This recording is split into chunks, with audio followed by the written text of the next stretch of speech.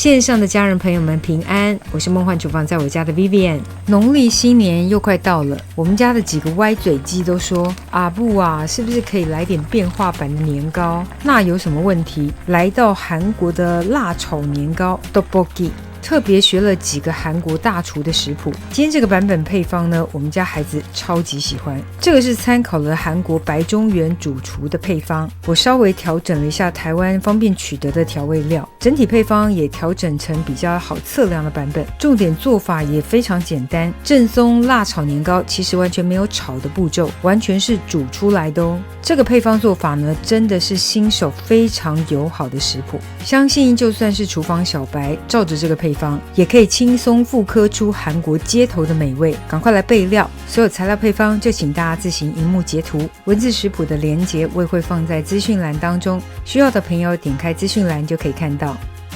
这个空心年糕呢，是全联买的光州年糕，口感真的很不错，好吃耶。空心里面刚好可以吸酱汁，很赞。它也是白米做的，比较不会胀气。买来的可以用冷水洗一下，想要浸泡一下也可以。如果有粘黏在一起的可以分开，没买到空心的就普通的就好。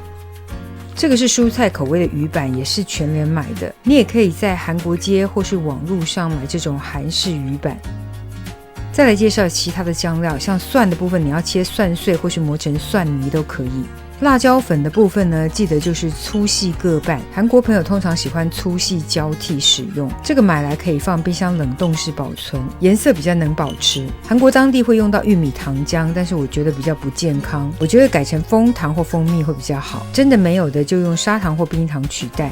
再来这个是煮熟的白水煮蛋，去壳后等等最后加入就可以。韩国当地很喜欢放白水煮蛋在辣炒年糕里面，最后再把白水煮蛋沾满辣酱来吃。我这个是乌骨鸡蛋，不是鸭蛋哦。先来前处理食材，韩国当地会用到大葱，那我用这个是青蒜苗，你可以用普通的葱。韩式鱼板呢，就把它切成三角形或是菱形，甚至有人会切成条状或是块状也可以。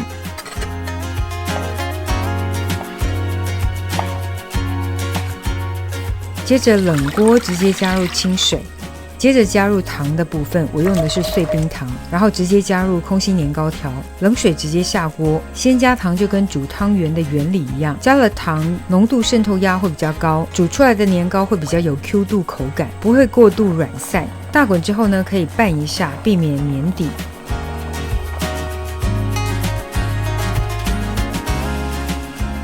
接着就可以加入所有的调味料，没有特别顺序，有酱油、辣酱、辣椒粉，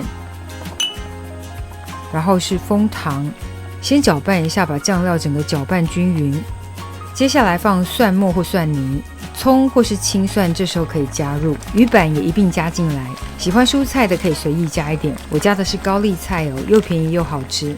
你想改加点洋葱或是菇菌类也可以哦，或是直接加大白菜也很适合。就把整体食材全部煮一下，让整体的味道更融合、更释放。这时候也是把年糕煮到自己喜欢的口感跟软硬程度，煮着煮着这个浓稠感就会出来，然后整锅的味道也可以变得更融合。这时候可以尝一下味道，要甜要咸都可以再调整。接着加入白煮蛋，喜欢溏心感的可以加入溏心蛋。之前分享过很多溏心蛋的做法，想学的可以再搜寻一下食谱。最后可以加上些许的 mozzarella cheese， 这个 cheese 也教过自制，有兴趣的可以搜寻一下做法。把整体搅拌均匀，起司融化就可以了。最后点缀些许的白芝麻粒，辣炒年糕就搞定。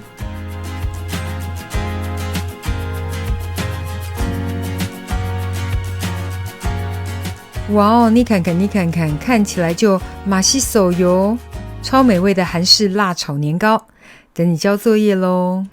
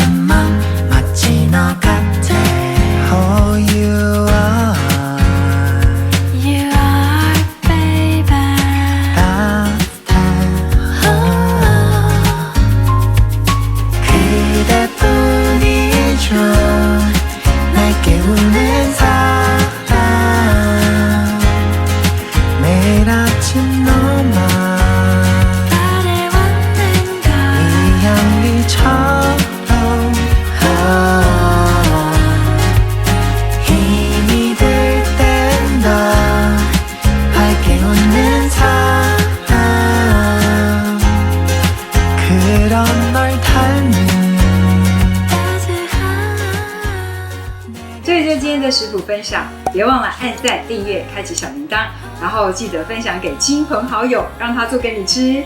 耶稣爱你，我也爱你，我们下次见，拜拜。